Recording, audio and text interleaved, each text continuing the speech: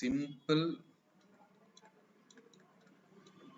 Past tense లో so double H questions ఎలా ఉంటాయి? డబుల్ హెచ్ క్వశ్చన్స్ ఎలా ఉంటాయి అంటే ముందు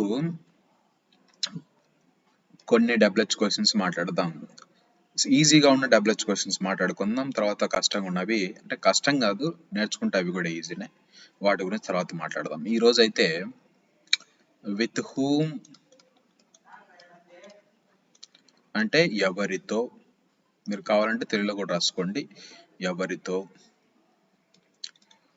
అలాగే వై ఎందుకు, అలాగే వేర్ ఎక్కడ, అలాగే వెన్ ఎప్పుడు, అలాగే హౌ ఎలా, అలాగే హౌ లాంగ్ ఎంత సమయము, అలాగే హౌ మెనీ టైమ్స్ అంటే ఎన్నిసార్లు. ఈ డబుల్ హెచ్ క్వశ్చన్స్ వచ్చిన తర్వాత మనం వీటిని ఎలా రాయాలి అంటే వెరీ సింపుల్ థింగ్.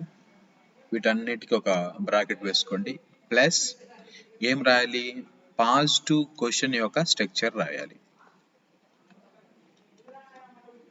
మీరు నిన్న రాశారు, I played games yesterday, I did not play games yesterday, did I play games yesterday. So did I play అంటే పాజిటివ్ క్వశ్చన్ అంటే ఇక్కడ did plus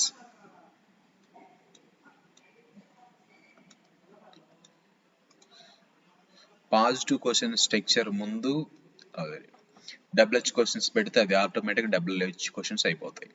so did plus subject, ఈ సబ్జెక్ట్ ప్లస్ లో అన్ని వస్తాయి, ఐ నుంచి దే వరకు, singular noun, plural noun అన్నీ వస్తాయి. తర్వాత V1 ఎప్పుడైనా గుర్తుపెట్టుకోండి, డిడ్ వచ్చిందంటే దాని కాంబినేషన్ V1 వస్తుంది. డిడ్ వచ్చి మీరు V2 రాసిన, V3 రాసిన వెర్బ్ ఫాము అవన్నీ incorrect. Did plus V1 correct. Okay, did plus subject plus V1 plus object. So చివర్లో క్వశ్చన్ మార్క్. సో ఈ స్ట్రక్చర్ని మనం కొన్ని వెర్బ్స్ తీసుకొని రాద్దాం, సింపుల్ సెంటెన్సెస్ రాద్దాం. ఫస్ట్ వాష్, తర్వాత ఓపెన్. ఈ రెండు వెర్బ్స్ తీసుకొని మనం మాట్లాడుకుందాం. మనకి స్ట్రక్చర్ ఏంటి, స్ట్రక్చరు ఇక్కడ రాస్తున్నాను, మళ్ళీ ఆ స్లైడ్కి వెళ్ళలేం కదా, వెళ్ళొచ్చు, బట్ ఇక్కడ రాస్తే క్లియర్గా ఉంటుంది. ఏంటి మనకి structure? So double H questions అన్నీ ఒకటిగా మాట్లాడుకుందాం. Plus did plus subject plus V1 plus object, చివర్లో క్వశ్చన్ మార్క్. ఇప్పుడు ఫస్ట్ విత్ హూమ్తో రాద్దాం. ఫస్ట్ అదే కదా మనం అనుకుంది ఈ స్లైడ్లో, విత్ హూమ్ అంటే ఎవరితో. విత్ హూమ్ అని రాసుకోండి. ఒకవేళ మీకు సార్ మేము డైరెక్ట్గా డబుల్ హెచ్ క్వశ్చన్స్లో పాజిటివ్ క్వశ్చన్ని చెప్పలేం సార్ అంటే ఒక పాజిటివ్ సెంటెన్స్ రాసుకో ఫస్ట్. ఎలాగా, వాష్ ఏంటి, I washed my dress, I washed my dress ఏంటి ఇక్కడ ఎస్టర్డే. ఎస్టర్డే అని రాయొచ్చు, 10 minutes ago అని రాయొచ్చు, 10 years ago అని రాయొచ్చు, 5 months ago అని కూడా రాయొచ్చు. ఎప్పుడు కూడా ఇందులో కొన్ని మిస్టేక్స్ ఉన్నాయి, అవి తర్వాత చెప్తాను. కొంతమంది ఇలా మాట్లాడుతుంటారు అనమాట, 10 minutes back I came here అంటారు. బ్యాక్ రాదు ఎప్పుడు, బ్యాక్ అంటే డైరెక్షన్ లో వాడతాం, ఎగో అనేది క్రితం కింద వాడతాం. అది నేను కామన్ మిస్టేక్స్ వచ్చినప్పుడు చెప్తాను. బట్ ఇక్కడ విత్ హూమ్ ఏంటి, నువ్వు విత్ హూమ్ ఎవరితో కలిసి నీ బట్టలు నిన్న ఉతికావు అని చెప్పాలి.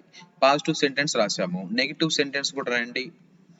I did not. ఇవి మీకు అసైన్మెంట్ ఇచ్చాను, అసైన్మెంట్ చేసిన వాళ్ళకి క్లియర్గా ఉంటుంది, అసైన్మెంట్ చేయని వాళ్ళకి, క్లాస్ వినని వాళ్ళకి కన్ఫ్యూజింగ్గా ఉంటుంది. కాబట్టి డే 30 వీడియో మళ్ళీ చూడండి. I did not wash my dress yesterday. Okay, next ఏంటి మనకు కావాల్సింది ఇదే, డిడ్ ఐ. ఇక్కడ చూడండి, did I wash. Okay, did I wash my dress yesterday question mark. మనకు పాజిటివ్ క్వశ్చన్ వచ్చింది కదా. సో మనము సో ఈ పాజిటివ్ క్వశ్చన్ తీసుకెళ్ళి మనము ఈ డబ్ల్యూహెచ్ వర్డ్స్కి యాడ్ చేస్తే అన్ని డబ్ల్యూహెచ్ క్వశ్చన్స్తో మనకి సింపుల్గా ఒక డబ్ల్యూహెచ్ క్వశ్చన్స్ అన్ని మాట్లాడవచ్చు. అది అలాగో చూద్దాం. మనకు ఒక్కటి తెలిస్తే చాలు, అదేంటి పాజిటివ్ క్వశ్చన్ రాయగలిగితే చాలు, మిగతావన్నీ చాలా అంటే చాలా ఈజీ. దాని ముందు పాజిటివ్ క్వశ్చన్ ముందు డబ్ల్యూహెచ్ క్వశ్చన్స్ పెట్టుకోవటమే. ఇప్పుడు ఏమంది, with whom did I or did you or did she or did they, ఇలాగ ఎన్నైనా మాట్లాడుకోవచ్చు నువ్వు. So with whom did I wash my dress yesterday, ఎవరితో కలిసి నా డ్రెస్సు నిన్న నేను ఉతుక్కున్నాను. మనము సండే అప్పుడు హాస్టల్లో పిల్లలందరూ కలిసి బట్టలు ఉతుక్కుంటారు కదా, అలాగే నెక్స్ట్ ఏంటి మనకి ఇక్కడ ఏముంది, why did I, okay, why did I wash my clothes, why did you wash your dress, why did you wash your face. ఇలాగన్నీ మనకి వెర్బ్ సబ్జెక్ట్ మారిన ప్రతిసారి మీనింగ్ కూడా మారిపోతుంది. బట్ ఫండమెంటల్ గా స్ట్రక్చర్ అయితే ఇది. తర్వాత ఏంటి, వై తర్వాత ఏముంది మనకి, వేర్ ఉంది. Where did I wash my dress yesterday.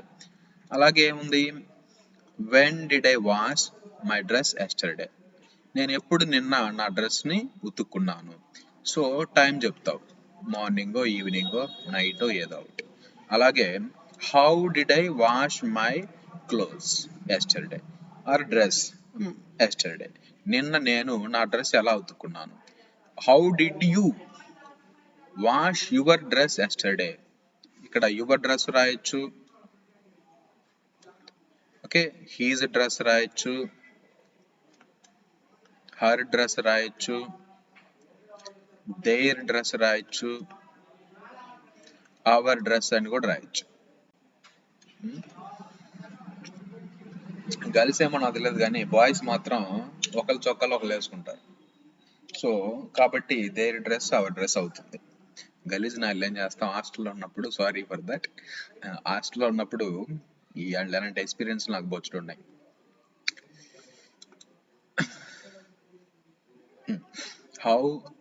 How long, okay, how long did you wash your dress yesterday, నేను ఎంతసేపు నీ బట్టలు నువ్వు ఉతుకున్నావు. అలాగే చివర్లో ఏంటి, how many times did you, okay, wash your clothes, ఎన్నిసార్లు యువర్ క్లోత్స్ అనొచ్చు, యువర్ డ్రెస్ అనొచ్చు, your something, you can call it anything. Yesterday చివర్లో క్వశ్చన్ మార్క్.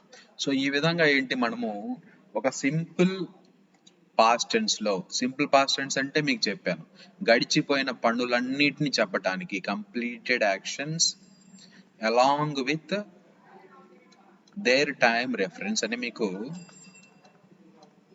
డే 30లో క్లియర్గా చెప్పాను. ఎవరైనా కన్ఫ్యూజన్ ఉంటే డే 30కి వెళ్ళి మళ్ళీ చూడండి. సో ఈ విధంగా మనము డబ్ల్యూహెచ్ క్వశ్చన్స్ అనేవి ఏం చేయొచ్చు, సింపుల్ పాస్ట్ టెన్స్లో మాట్లాడచ్చు. మీరందరూ ఇప్పుడు క్లాస్లో అసైన్మెంట్గా ఓపెన్ రాయండి ప్రతి ఒక్కటి. ఫస్ట్ అయితే ఇది రాసుకోండి.